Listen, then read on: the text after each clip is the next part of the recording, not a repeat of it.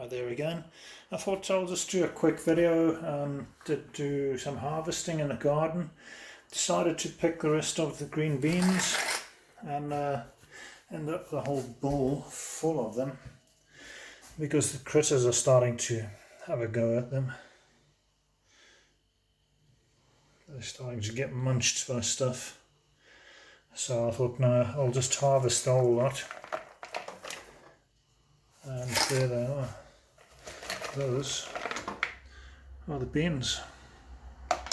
So I'm going to cook those all, just blanch them, in other words cook them for about 10 minutes. And I'll use some tonight. I'm thinking I'll do a bit of a stir fry. So I'll use some for that, and the rest I'll just boil them for about 10 minutes. And then just put them in packets in the freezer. Which is what I did with the broad beans. I picked most of the rest of them because the plants are starting to look a bit sad now. So I thought I'd better get in there before the critters get in there. Did pick a few more broad beans today, just to chuck them in the stir fry. They're lovely, nice and fresh. And one potato plant produced all these. I picked these now, just fresh out of the garden. Some decent sized spuds. You know, I've got quite big hands, so that's a decent size. I'd say probably about 12 centimeters or so, 5 inches, maybe a bit more. And that's the rest of them, all from the same plant, all smaller potatoes, and they're lovely and fresh. We had some with the meal last night. They were beautiful. So yeah, all those potatoes just from the one plant. There's still 2 or 3 potato plants left. I'll be harvesting those soon. And the other thing is the potato plants, there were these growing on the end of some of the branches. And I was trying to figure out what they are. They're not potatoes. These have actually got seeds in them apparently. So I've picked those. I'm going to dry them out and hopefully be able to grow them. Some of the beans, I kept a couple of them to see if that works, to dry them out and reuse the seeds. I have still got plenty of bean seeds, but I'm amazed how well those little dwarf bean plants did this year. French dwarf beans. I got so many beans off them, so many meals. These seeds here I actually got from some of those flat green beans you buy in the supermarket. Just trying to dry them out and see if they'll grow, but I don't know if that's going to work. And then I've got some apricot seeds, or apricot pips.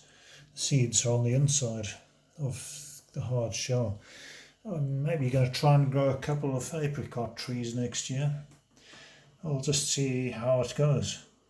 So yeah, just thought I'll do this as a part of my next video, just to show you what I've harvested from the garden today. And I'm quite surprised, so the raised beds seem to be working quite well. It's easier to control the soil, and it's of course very easy to dig stuff, like when you're digging up the potatoes, really easy to dig them out. So that seems to be working well for me. So raised beds looks like is the way to go. The tire system, I think that's a bit of a myth. I was not successful with it, but then, to be honest, the soil that I used in that, it wasn't the best. I think potatoes need soil that has been enriched a bit with some extra nutrients and whatnot. You know, a bit of compost goes a long way. So yeah, it's really encouraging. You know, I've done better this year than I did last year. So next year I'll be doing even more, hopefully, and we'll see how we go. I'll try maybe some different things next year. Right, back again with the next part of this video. This is the garden what it's looking like now after pulling out the potato plants and digging up the spuds. That's the biggest potato plant there, and from that I've got all these that are on this shelf here, on this like makeshift table that I made with these bricks on it. Just these ones up here. Slugs in the soil have been starting to chomp them, Those two have been ruined by the slugs. But the others, if I hold my hand there, give you an idea, they're pretty big. There's like 3 huge ones, these all from the one plant. So that's quite amazing. Then the other little plant, there were these. That's about the biggest size. And the other little plant, some decent sized spuds, you know. So that's from the 3 plants, all that. That will sort of make 2 or 3 meals. So I'm quite pleased with that. Pretty good harvest on the spuds. Probably going to try and make some chips, do fish and chips tonight. They're nice and big, those ones. There's one which is a really weird shape. How they come to get into that type of shape, I have no idea. But yeah, weird. So yeah, I thought I'll just share this with you in the next part of this video. It's one of those seed pods that's fallen down on the ground there. I'll collect that. The rest of the garden's looking a bit bleak now. Like I said the other day, that rust has pretty much hammered these. I found a lot of slugs under the soil near the potatoes. There's another one just there. And these are starting to chew the potatoes. I just kill them off when I find them. As well as caterpillars, snails. There's all sorts on the attack now. Before the winter, they're all stocking up on their food. Sunflower plants are still going.